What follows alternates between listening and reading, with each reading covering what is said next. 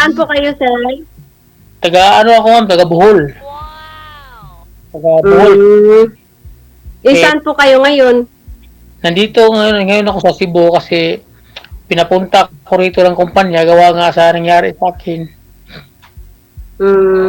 Ano po nangyari sa inyo? Na ano kasi ako ma'am, naputulan ng paa Bakit naman? sa ano, gawa nga sa ano, mataas yung sugar. Bali nakangrina yung paa. Mm. Diabetes. Eh ngayon, pinutol. Bakit? Bakit may pabrika ba kayo ng tsokolate, sir? Eh talagang ganun talaga eh. Nangyari na eh. Mahirap na bawiin. Nangyari na, naputulan na.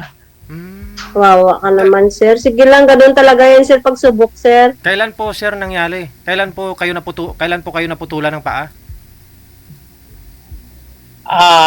Ako lang po. Isang paa. Kailan po kayo naputulan? Kailan po? Ano po, nung April 28, bago lang. Ngayon lang, bago lang. Pero hilom na April 28 ako naputulan. Humihilom na sir.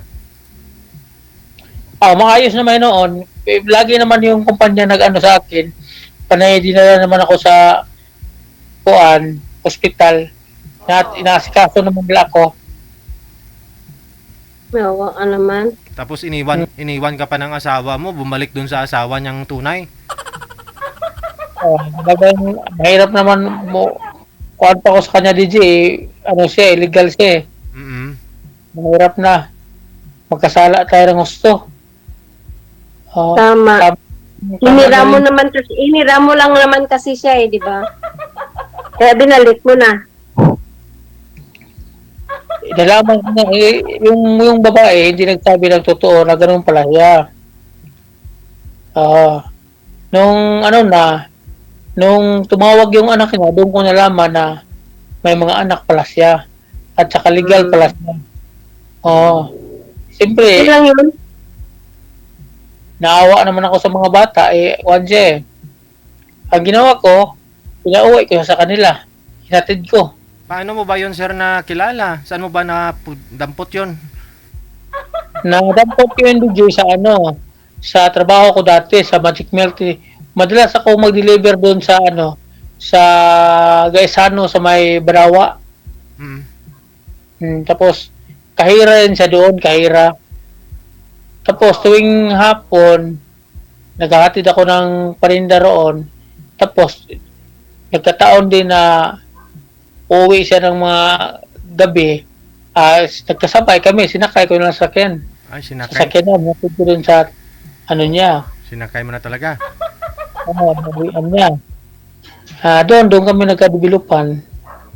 Ang problema lang sa kanya, sinungaling, hindi nagsabi ng totoo. Hindi siya naging tapat. So, nagkasama tuloy ako sa mga anak niya. Asawa niya. Swipe right.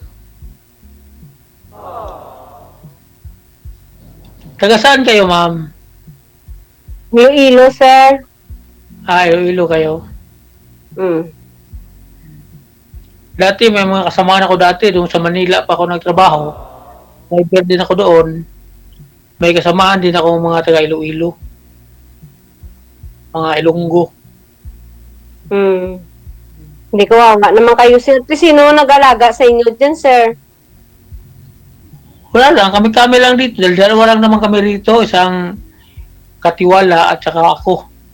Dito ako nilagay sa kawan. May naman, may company nurse naman na madalas pumupunta sa akin dito. Tuwing 2 araw, pinupuntahan ako. So anong trabaho nyo ngayon sir? Wawa ka naman. Saan po kayo na-assign ngayon sir? Ngayon sir, dito ako sa Kamagong, sa Lahog. Ibig sabihin, dito, ano pong trabaho ninyo kasi wala na po kayong isang paa. Sir, dito lang muna, sabi nga ng kumpanya, habang hindi pa raw ako malagyan ng prosthesis at paa, ang sabi, mag-meeting daw muna sila, yung may-ari.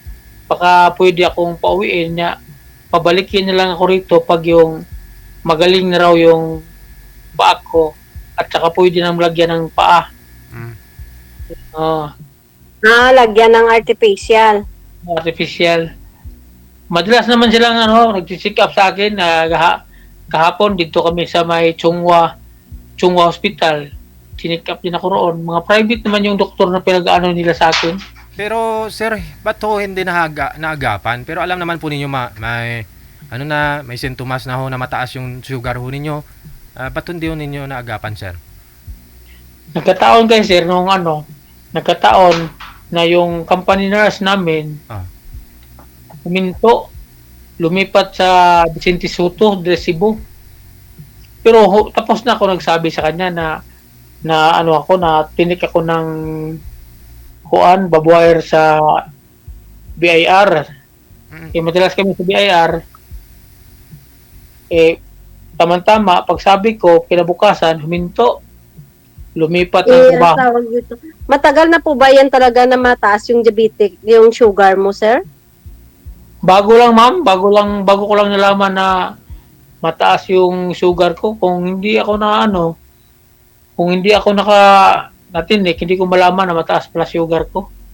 Hindi po ninyo wala po kayo napansin sa sarili nyo, sir, na lumalabo ang mata nyo? Kasi malalaman mo din yan, mga sintomas, sir, pag mataas yung sugar mo.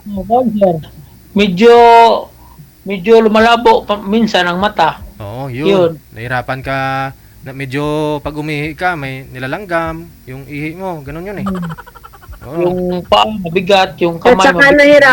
At saka nahirapan ka huminga. Ganun yung mga symptoms ng sugar, mataas ang sugar. Opo, at saka hindi tumatayo si Manoy kung alas 3 ng umaga. Kasi kung hindi mataas yung sugar mo, tumatayo talaga yan, hindi mo mapigilan kung alas 3.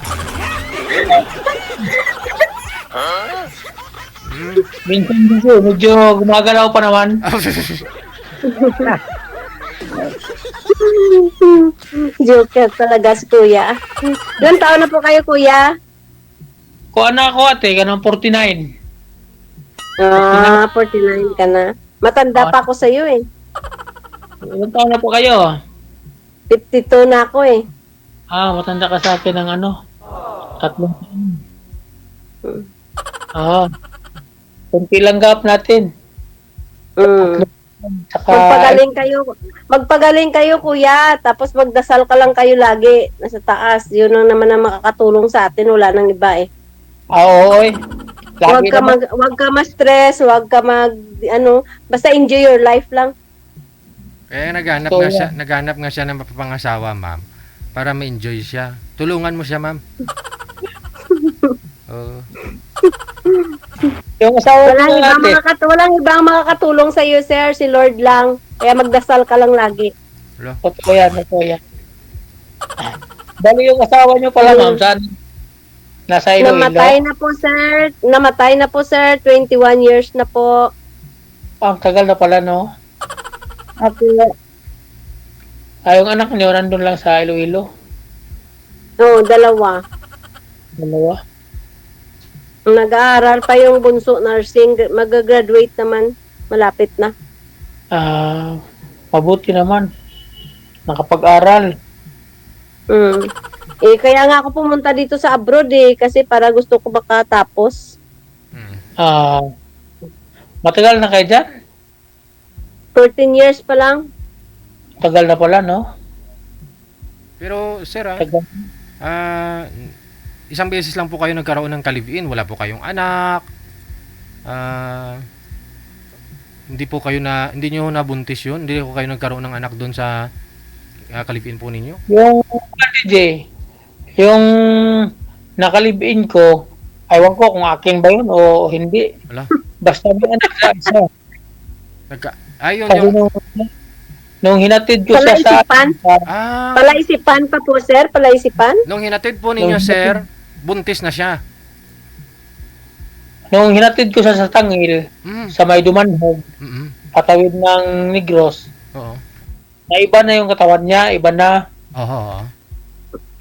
Pero hindi ko sigurado kung akin ba yun o hindi. Bakit po? Kasi ikaw kayo kakalibiin niya, sir, kasama niya, bago po ninyo pinauwi dun sa asawa niya. Kasi DJ, marami rin siyang mga kaibigan mga lalaki. Kaibigan lang yun, pero ikaw kalibiin niya. Hindi ko alam kung akin ba yun o hindi kasi minsan Nagtatanong ako sa kanya, sino ba yan?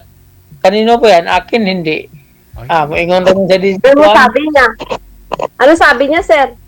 Sabi niya, ewan ko kung kanino to, sa'yo ba to, hindi, mana naman.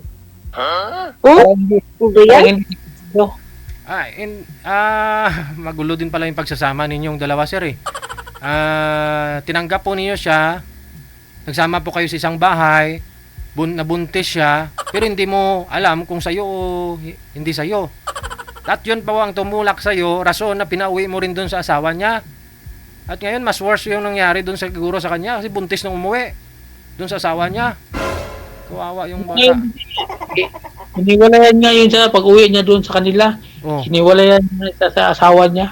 Oo, di paano naman sir kung sa inyo po pala yung bata? Kawawa yung bata ngayon. Sayang ho yun kasi balang araw sa kalagayan po ninyo ngayon, nangangailangan po kayo ng pag-alaga o sa inyo, anak, asawa. Tinanong ko nga siya kung kanino ba yan, akin o hindi. Kaya, ayaw man siya magsabi ng totoo. Kasi siguro, bakit ho ninyo tinanong yung ganun sir sa kanya? Siyempre pag yung babae buntis, tapos yun ang titanong mo sa kanya, anong feeling? Panigiti mo na siya dito. Ha? Nangiti lang siya. Parang di sigurado ba? Oh, ba't na-open nyo yun sa kanya, sir? Ba't na itanong mo sa kanya kung bakit sa'yo, kung sa'yo o hindi? Ba't na-open nyo po yun sa kanya? Tinanong ko sa kanya kung akin ba yan o hindi. Wala. Tapos ang sagot niya, awan ko kung kanino ba yan, sa'yo ba yan o... Yun nga po, sir. Bakit to ninyo na itanong sa kanya yun? Kung sa'yo o hindi. Bakit na itanong mo sa kanya yun, sir? Madalas kong matanong niya yung DJ kasi Kasi, Hindi, kasigurado, ganon. yung babae, madala minsan umaalis na siya lang mag-isa. Umaalis lang ba? Tapos uuwian niya ako gabi na. akala ko may trabaho din po kayo, sir.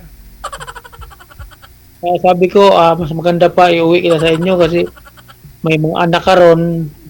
Maganda na rin yung maalagaan mo yung mga anak mo tsaka yung pamilya mo roon kaysa dito ka. Wala naman kasiguraduhan yung pagsasama natin. Sinasabi ko sa kanya. Paano kung anak po ninyo yun, sir? Wala po kayong contact doon sa kanya kahit sa mga anak niya ho para malaman mo kung alam mo naman may lukso ng dugo yun, sir eh. Pag makita mo yung bata kahit picture lang. Meron man dito. So, anong feeling? Meron mang picture yung bata. Kamukha mo, feeling mo, anong po? Anak po ninyo o anak ng kaibigan mo?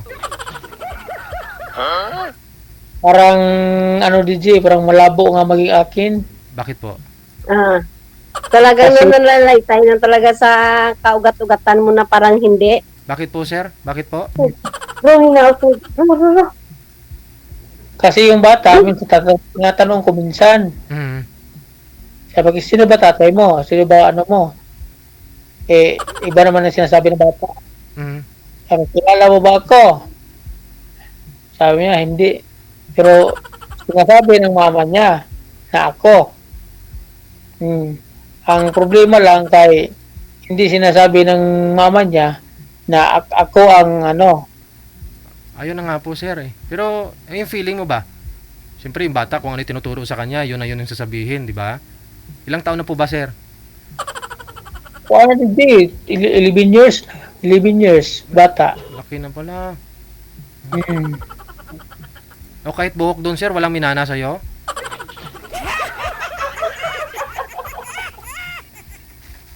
Wala man, Ligi? Wala Parang talaga. hindi akin? Wala talaga. O, sige. Parang hindi din akin? Oo. Sige Kayo po na nakakaalam yan, sir. Gawa na lang ho kayo na magkatuluyan kayo ni Ma'am Neds. Gawa na lang kayo ng bagong anak.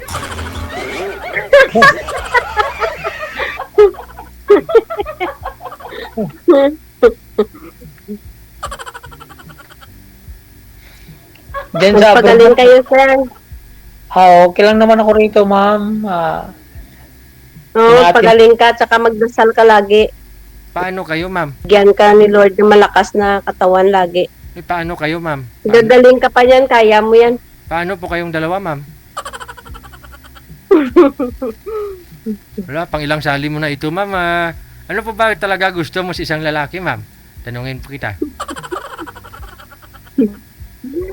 Eh, kung sino ang mapalad sa akin at kung sino ang bigay ni Lord sa akin, yun, DJ. Kaso lang, tuwing sali ko dito, talagang hindi binibigay eh.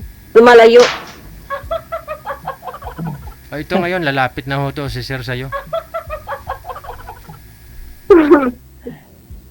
Yung Negros, malapit lang naman yung Negros. Iloilo. Lapit lang naman yan. Mm. Pero yung asawa ko dati, sir, taga Bacolod yun, sir. Taga Banago. Pure Hilonggo yun.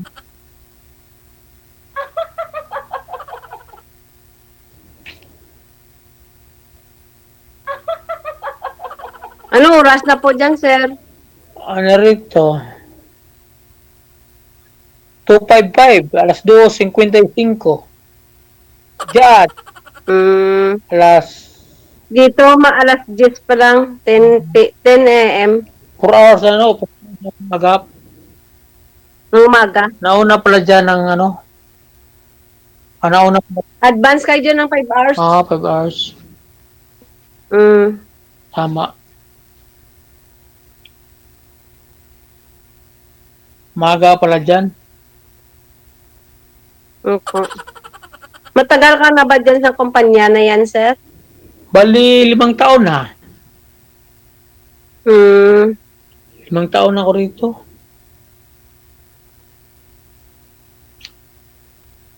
Yun lang naman ang Yan. hinangad ko nga malagyan ako ng paa. Prosthitis ba?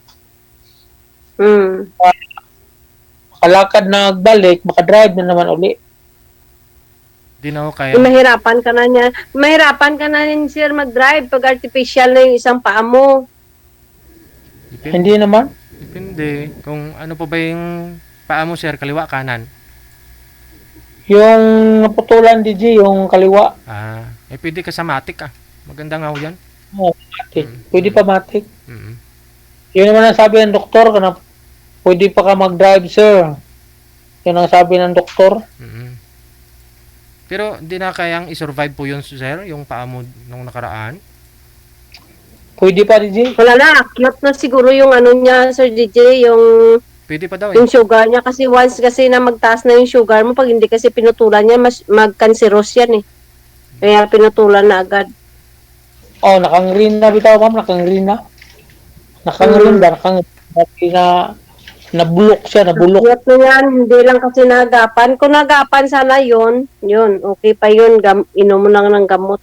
Kaso lang wala na, akyat na siguro, kaya pinutol. Kasi pag hindi akyat yan, hindi paputulin.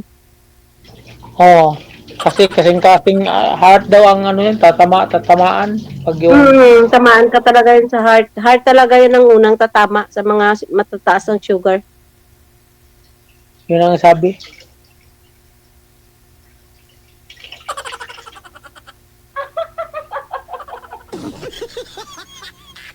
Ngayon, wala na, putol na. Okay lang yan, sir. Kaya mo yan. Pagsubok lang yan. Lumaban ka lang, wag kang susuko. Laban lang tayo. Laban ka lang po. Sweetheart. So ngayon, sir, anong purpose ba to kayo sumali dito? Para? Ayun lang ang akin, DJ. Para Kaya Malibang- maghanap ka ng kasama mo sa buhay. Masaya ako. Makahanap ako ng katuwang sa buhay. Yan ba? Kasama. Mahirap pala yung nag-iisa ka lang. Oo, ganun talaga yun, sir. Mahirap talaga. Kaso lalo na ngayon, ganun ang nangyari sa sa sarili mo. Pinutulan ka ng paa. Mahirap talaga yan. Hirap nga. Ganun talaga, sir, ang buhay. Pagsubok lang yan. Gawin, laban lang. Laban lang sa mga Laban ka lang, sir. Laban ka lang. Ganun talaga yan. Kaya mo yan. sa ngayon, sir, Wag lang. sa custody pa kayo ng kumpanya, sir, ngayon? Nasa company po kayo? Sa pangangalaga nila? Opo. Nandito po ako sa company. Hindi maganda yung company mo, no? Kasi kung tutusin po 'di ba? Ano po, with pay po kayo? May sahod po kayo o allowance silang binibigay? Hindi ko po alam, DJ. Hindi ko po alam kasi hindi ko pa na salang yung ATM ko doon sa machine. So, may expenses po ninyo ngayon, sir. Sino po yung nagbibigay sa inyo? Ha? Yung mga gastusin po ninyo sa ngayon, sir, saan po kayo kumukuha? Kuan, sir, kanang sa company ko, sir. Hindi sa kanila din po. Maganda yun. Support ka pa ng company. Yung iba yan, wala na. Buti nga yung company mo, mabait eh. Kasi support ka pa. Mabait naman yung may-ari ng company. Kaya nga. Hindi naman ako pinabayaan. Oo, tama yan.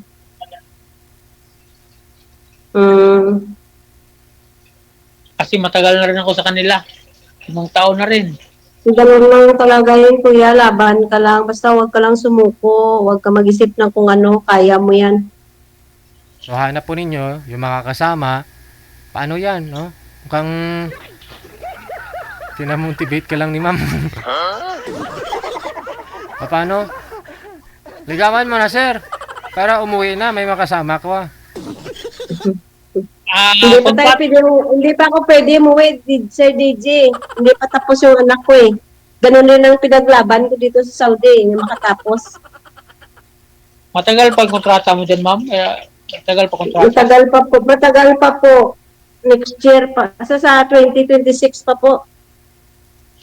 Malapit na. Ilang taon na lang. Kailangan din natin kumayod eh.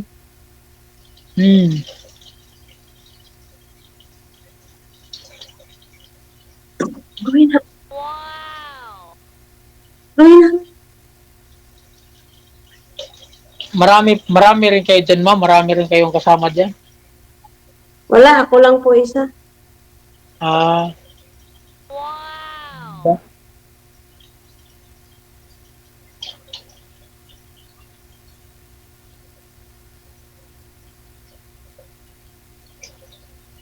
Wanted, sweetheart. Wanted, sweetheart. Sir DJ, wala na siguro kaming pag-uusapan, sir. Sige, May paano? gagawin pa kasi ako, sir. Magluluto pa ako. Sige, busy. good luck na lang ho, sir. Sir, mag-iingat po kayo. Ingatan niyo lagi sarili niyo, sir. Magdasal kayo lagi. Okay? Sir, sali na lang po kayo ulit, sir. Bye-bye, sir. Bye-bye. Ingat.